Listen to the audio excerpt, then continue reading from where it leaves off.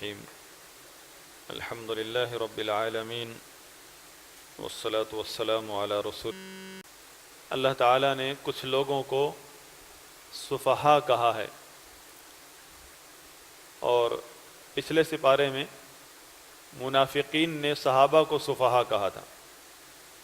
منافقین کو جب کہا گیا کہ ایمان اس طرح لاؤ جس طرح یہ لوگ لائے ہیں، تو انہوں نے کہا انؤمن کما آمن السفہاء، کیا اس طرح ایمان لائیں جس طرح یہ سفہا یعنی بے وقوف لوگ لائے ہیں، کہ بس لکیر کے یہود و نصارہ سے بھی لینی چاہیے باتیں، کچھ اہل بدعت سے بھی لینی چاہیے، سب سے مل کر چلنا چاہیے۔ ان کو کیا کہا گیا تھا کہ ایمان، عقیدہ، منہج، مسلک، اس میں آپ ذرا بھی صحابہ کے منہج سے مت ہٹو، ایمان تمہارا قبول ہی نہیں ہوگا جب تک تم ان کے راستے پر نہیں ہوں گے۔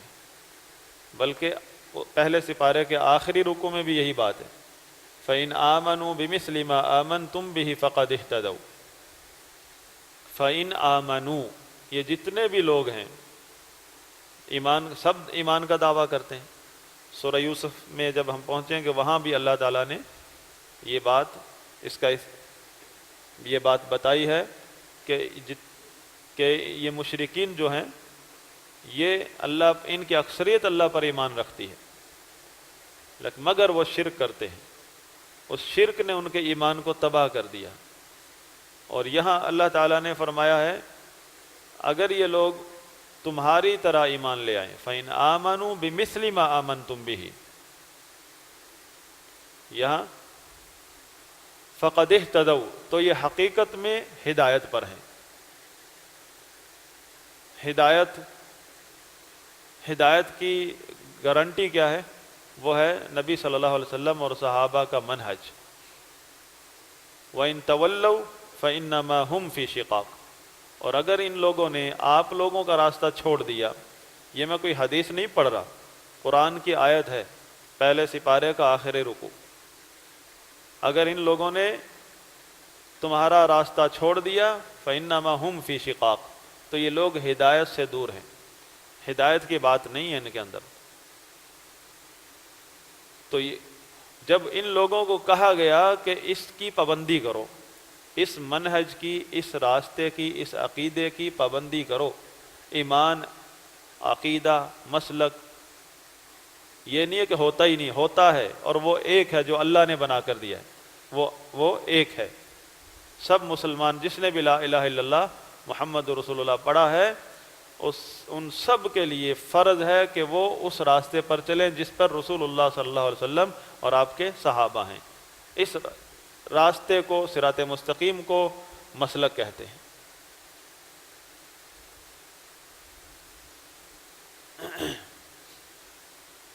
اور دوسری آیت میں تمام یعنی مسلمانوں کے علاوہ بھی جو ایمان کے دعوے دار ہیں اور ہیں، سب کے سب اپنے اپنے حساب سے ایمان کے دعوے دار ہیں، اللہ سے ایمان کا تعلق ظاہر کرتے ہیں۔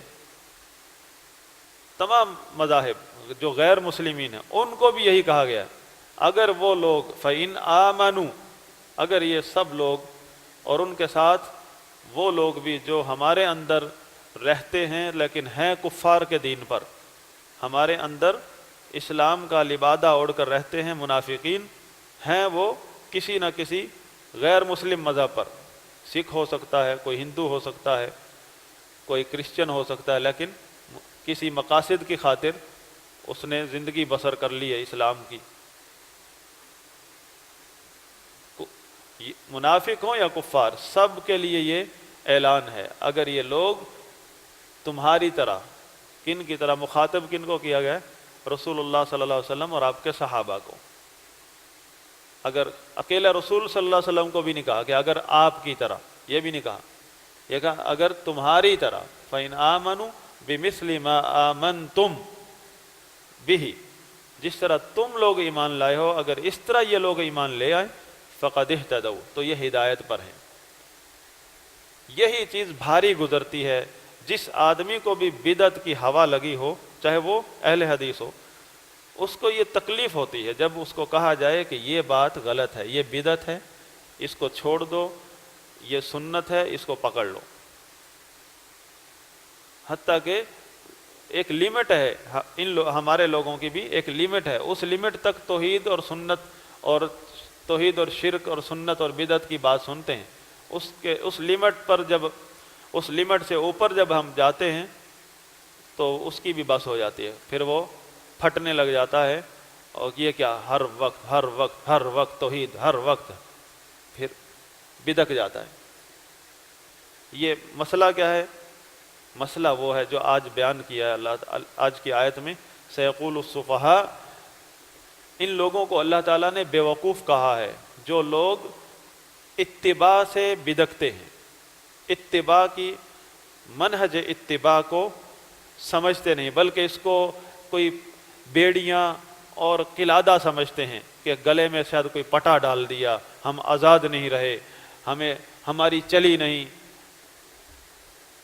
کہ جب اللہ تعالیٰ نے قبلہ تبدیل کیا تو اس اللہ تعالیٰ نے نبی صلی اللہ علیہ وسلم کو پہلے ہی بتا دیا کہ بیوقوف لوگ کہیں گے ما ولاکم عن قبلتکم التی کنتم علیہا، کس نے تمہیں پھیر دیا اس قبلے سے؟ پہلے تو قبلہ کوئی اور تھا، اب قبلہ اور، تمہارا تو دین ہی بدلتا رہتا ہے۔ یعنی سنت ایک علم ہے، یہ تو ایک چیز تھی منسوخ کر دی اللہ نے، ایک چیز پر کا پہلے حکم نازل کیا، اس کو منسوخ کر دیا، اللہ تعالیٰ جو چاہے منسوخ کر دے۔ اسی طرح ہوتا ہے علم، ایک آدمی کو کل ایک بات کا علم نہیں تھا، آج علم آ گیا تو کیا کرے کہ کل والی بات پر چلتا رہے، لوگ کیا کہیں گے، کل کیا کرتا تھا آج کیا کرنے لگ گیا ہے، بلکہ اس میں کوئی حیا نہیں، شرم نہیں، جب علم آ جائے تو فوراً اس کی اتباع کی جائے۔ لیکن جن لوگوں کو اتباع جو ہے بھاری گزرتی ہے، پھر وہ لوگ اس کا مذاق اڑانے شروع کر دیتے ہیں، لوگوں کو متنفر کرنے لگ جاتے ہیں سنت سے، جو ہمارے مسلمان لوگ، اور یہ یہود و نصارہ ہیں، یہ غیر مسلم ہیں جو مسلمانوں کا مذاق اڑاتے ہیں اس طرح کی چیزیں نکال کر۔ کہ اصل بات کیا ہے؟ یہود و نصارہ کو کس چیز نے روکا ہدایت پر آنے سے؟ ان کو اتباع برداشت نہیں تھی، نبی علیہ الصلوۃ والسلام کی اتباع برداشت نہیں ہوئی۔ اور منافقین کو کس چیز نے ایمان قبول کرنے سے روکا؟ جبکہ پریکٹیکلی زندگی میں وہ موجود تھے، مسلمانوں کے ساتھ رہتے تھے، مسجد نبوی میں نماز پڑھتے تھے۔ ان کا بھی یہی مسئلہ ہے، ان کو اتباع بہت بھاری گزرتی ہے۔ اور جتنے بھی اہل بدعت ہیں ان کا بھی یہی مسئلہ ہے کہ ان کو اتباع جو ہے وہ برداشت نہیں۔ یہ بات نوٹ کر لیں، اسلام کا منہج ہی اتباع ہے۔ جو شخص اتباع نہیں کرتا رسول اللہ صلی اللہ علیہ وسلم اور صحابہ کی، اگر آپ اپنے تحقیق کریں کہ کیا مسلک ہونا چاہیے، مسلک ایک ہی ہے صرف، اور وہ ہے اتباع۔ دیکھیں، کوئی بھی چیز اگر سمجھنی ہے، یہ اصول ہے، اس کا متضاد جو ہے اپوزٹ، اس کو سمجھیے۔ اتباع کا کیا متضاد ہے؟ اتباع کا متضاد ہے الابتداع۔ اسی ابتداع بدعت سے نکلا ہے، بدعت اسی سے ہے۔ تو بدعت کا تو اگر اتباع آپ کو سمجھ نہیں آ رہی تو اس کی جو متضاد چیز ہے وہ ہے ابتداع، کہ نئے راستے پر چلنا جس پر رسول اللہ صلی اللہ علیہ وسلم اور آپ کے صحابہ نہیں ہیں۔ اور نئے راستے بہت ہیں، گمراہی کے راستے دین کے نام پر بہت ہیں، اور سب کے سب اتباع سے دور ہیں۔ جب اتباع پر آپ آ جائیں تو آپ صراط مستقیم پر ہیں۔ تو جن لوگوں کو اس آیت میں اللہ تعالیٰ نے ان لوگوں کا تعارف کروایا کہ جن کو بیوقوف کہنا برحق ہے، وہ لوگ ہیں جو اتباع کو نہیں مانتے، اور بلکہ دلائل آنے کے بعد وہ بدکتے ہیں، مذاق اڑاتے ہیں، متنفر ہوتے ہیں اور متنفر کرتے ہیں کہ جب ایک قبلہ تھا، رسول علیہ السلام کے کہنے پر، اللہ کے حکم پر ہی مسجد اقصیٰ کی طرف منہ کر کے نماز پڑھتے تھے نا، تو کس نے منسوخ کیا؟ اسی نے جس نے اس کا حکم نازل فرمایا تھا۔ تو اگر ایک آپ متبع ہیں تو آپ کے لیے کوئی پریشانی نہیں، جس طرح صحابہ کو کوئی پریشانی نہیں ہوئی۔ صحابہ تو نماز کی حالت میں تھے۔ ایک صحابی مسجد نبوی میں نماز پڑھ کے گیا اور وہاں مسجد قباء سے گزرا، ان کو پتہ نہیں تھا کہ قبلہ تبدیل ہو گیا ہے، تو وہ فجر کی نماز میں تھے، رکوع میں تھے، صحابی نے آواز لگائی ان کو جاتے ہوئے کہ لوگوں قبلہ جو ہے تبدیل ہو گیا ہے، خانہ کعبہ مکہ کی طرف ہو گیا ہے۔ انہوں نے نماز کے اندر یہ نہیں سوچا کہ چلو یہ نماز تو پڑھ لیں، یہ بھی نہیں سوچا کہ چلو رکوع سے سر ہی اٹھا لیں، رکوع کی حالت میں ہی گھومے۔ امام گھوم کر ادھر گیا، پیچھے گیا، اور سارے نمازیوں نے پیچھے منہ کر لیا خانہ کعبہ کی طرف۔ اتنی بھی دیر نہیں لگائی انہوں نے۔ یہ اتباع۔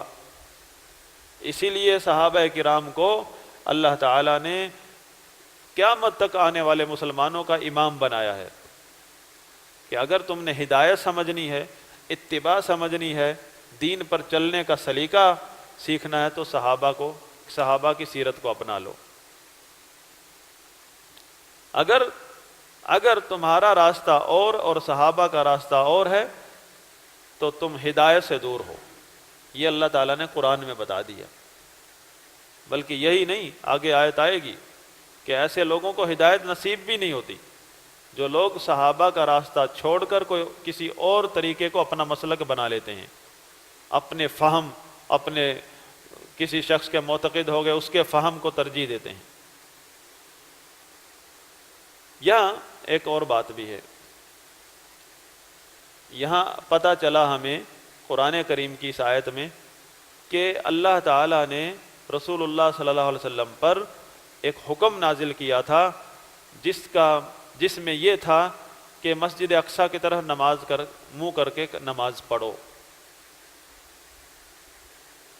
اس آیت میں یہی پتہ چلا نا کہ اللہ تعالیٰ نے قبلہ اول کو تبدیل کر کے خانہ کعبہ کی طرف قبلہ کر دیا ہے۔ اس کا مطلب کیا ہے کہ قبلہ اول کا حکم نازل ہوا تھا تو نبی صلی اللہ علیہ وسلم اور صحابہ اس طرف منہ کر کے نماز پڑھتے تھے۔ ہمارے ہاں ایک ٹولہ ہے منکرین حدیث کا جو حماقت سے خالی نہیں ہے، جہالت ہے اور حماقت، جہالت پلس حماقت، نتیجہ آپ خود دیکھ لیں، سامنے ہے کہ ان کے نزدیک دین صرف اور صرف قرآن کریم کے 30 سپاروں میں ہے۔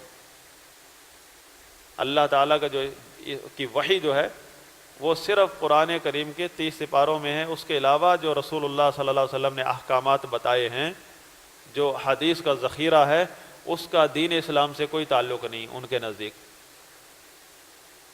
کہ جو کچھ بھی ہے وہ قرآن میں ہے۔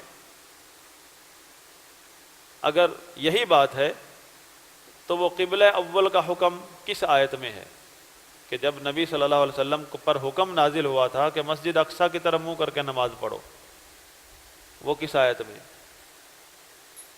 اس قبلہ کا منسوخ کرنے کا حکم تو آ گیا ہے، یا نبی صلی اللہ علیہ وسلم نعوذ باللہ یہود و نصارہ کے اتباع میں ادھر منہ کر کے نماز پڑھ رہے تھے؟ ایسا نہیں ہے۔ ان اتبع الا ما اوحی الی، یہ قرآن میں اللہ نے فرمایا ہے کہ اے نبی صلی اللہ علیہ وسلم کہہ دو کہ میں تو صرف اس پر چلتا ہوں جو مجھ پر وحی ہوتی ہے۔ اگر وحی صرف اور صرف قرآن ہے، قرآن کے علاوہ وحی کا کوئی حصہ نہیں ہے، تو قرآن میں تو کہیں نہیں ہے وہ حکم۔ بات کہنے کا مقصد یہ ہے کہ یہ صرف ان لوگوں نے جو اصول بنائے ہیں وہ اپنی جہالت اور کم علمی کی بنا پر بنائے ہیں اور اتباع سے دور ہیں۔ صحابہ، تابعین، تبع تابعین ایک سلسلہ ہے علم کا اور فہم دین کا۔ اگر اس سلسلے سے آپ کٹ گئے تو جیسے اللہ نے فرمایا فَإِنَّمَا هُمْ فِي شِقَاقٍ، ہدایت اس طرف ہے تم اس طرف ہو، ہدایت کا راستہ وہ جا رہا ہے اور تم ادھر جا رہے ہو، اور ہدایت کا راستہ ایک ہے، باقی سارے راستے جہنم کے ہیں۔